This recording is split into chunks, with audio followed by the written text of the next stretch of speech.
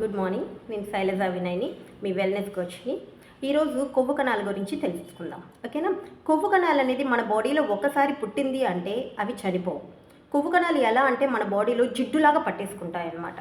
కాబట్టి కొవ్వు కణాలు అనేది అసలు రాకుండా చూసుకోవాలి మన బాడీలో, ఓకేనా?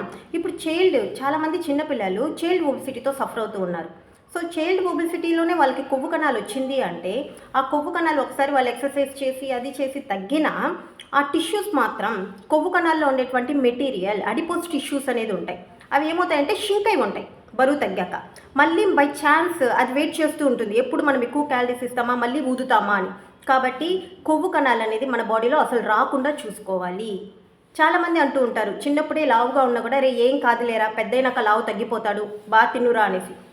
కానీ child obesity leads to teenage obesity, teenage obesity leads to adults obesity. కాబట్టి చిన్నప్పటి నుంచే పిల్లలకి మంచిగా ఆహార అలవాట్లు అవి నేర్పించడం చాలా ఇంపార్టెంట్.